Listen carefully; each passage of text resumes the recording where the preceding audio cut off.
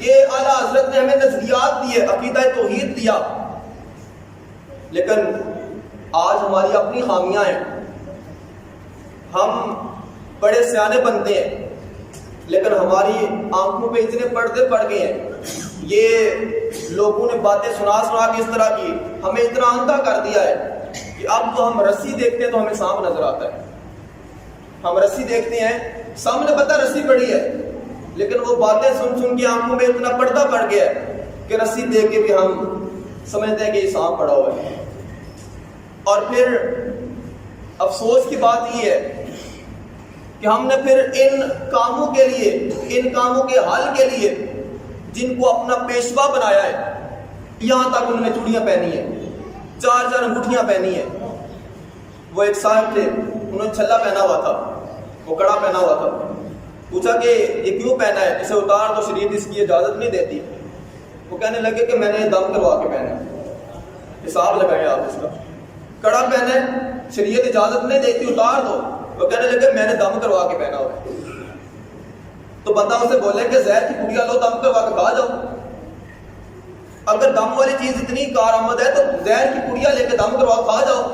مرتے کیوں نہیں تم پھر، جب شریعت کے ساتھ تم ٹکر لیتے ہو. المختصر، اعلیٰ حضرت نے ہمیں عقیدہ توحید پختہ کرنے کا درس دیا.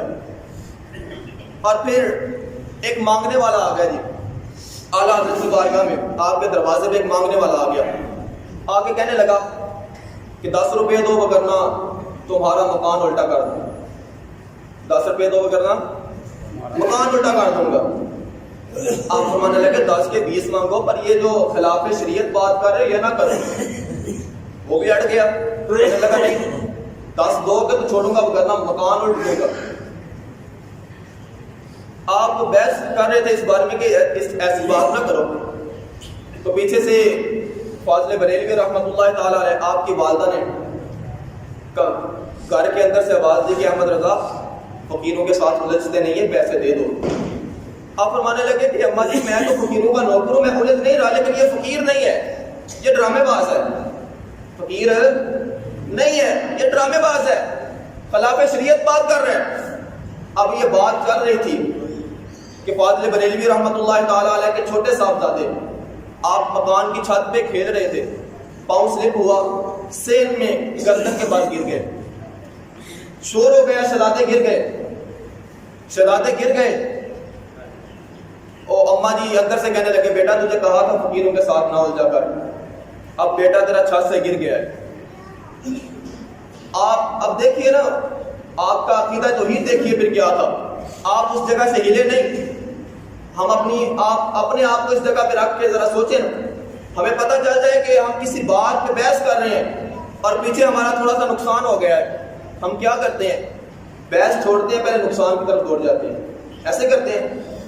بیٹا چھت سے گر گیا ہے، گردن کے بال سین میں، اور باہر بحث کس بات کی ہو رہی ہے کہ خلاف شریعت بات نہیں کرنی، خلاف شریعت بات نہیں کرنی. اس بات کی دروازے پہ بحث ہو رہی ہے اور بیٹا گھر میں گر گیا ہے چھت سے، اور پتہ بھی ہے کہ بیٹا گر گیا ہے، لیکن آپ وہاں سے ہلے نہیں. آپ وہاں سے ہلے نہیں، واپس جا کے دیکھا نہیں کہ بیٹے کو کیا ہوا. اماں جی کو کہنے لگا اے ماں یہ تو ایک میرا بیٹا ہے، 1000 ہوتے تو میں دین کے نام پہ قربان کر دیتا، 1000 ہوتے تو دین کے نام پہ قربان اور کر دیتا، لیکن میں شریعت کے خلاف بات برداشت نہیں کر سکتا. شریعت کے خلاف بات برداشت. ابھی اتنی بات ہو رہی تھی کہ وہ جو صاحبزادے چھت سے گرے تھے وہ کپڑے جھاڑتے ہوئے بابا جان کے پاس آئے. کہنے لگے ابا جی میں وہ اوپر سے گرا ہوں، چوٹ لگنا تو دور، میرے کپڑوں کو مٹی بھی نہیں لگی، میرے کپڑوں کو چھت سے گرا ہوں، چوٹ لگنا تو دور کی بات ہے، میرے کپڑوں کو مٹی بھی نہیں لگی. آپ فرمانے لگے کہ یہ میرے رب کا امتحان تھا، رب مجھے آزما رہا تھا. تو جب یہ بات ہو گئی تو آپ فرمانے لگے کہ یا تو تو یہ بحث چھوڑ دے کہ میں تیرا مکان الٹ دوں گا، تو یا پھر ایسا کر کہ میں نے جوتا الٹا کر کے رکھا ہے، ہمت ہے تو سیدھا کر دے.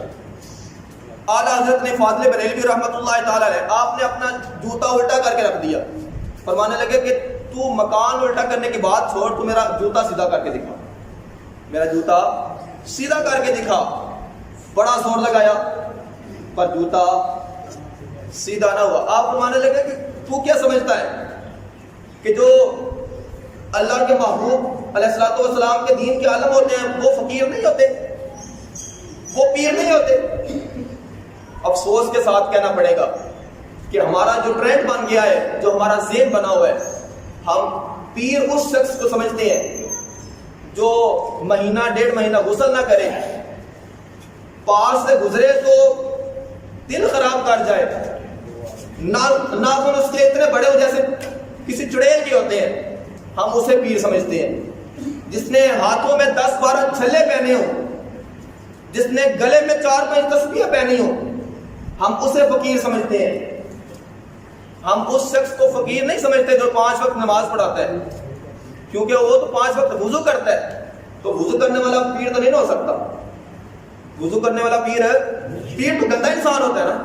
ہمارا جو ذہن بنا ہوا ہے, جو مہینہ ڈیڑھ مہینہ نہ نہائے وہ پیر ہوتا ہے.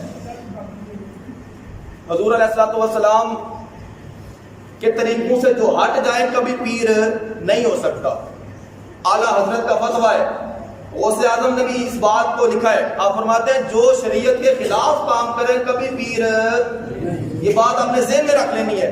کسی بھی شخص میں اگر خلاف شرع کوئی کام پایا جائے تو وہ پیر, بولے ذرا, پیر نہیں ہو سکتا. میں الحمدللہ پیروں کو ماننے والا ہوں, لیکن جو شخص خلاف شرع کام کرے وہ بے شک ہوا میں اڑتا پھرے, پانی پہ چلتا پھرے, لیکن کبھی بھی پیر شوبدہ باز ہو سکتا ہے, پیر نہیں ہو سکتا. پیر وہی ہوگا جو حضور علیہ الصلوۃ والسلام کے طریقے پہ چلے گا. اور حضور علیہ الصلوۃ والسلام کا طریقہ کیا تھا؟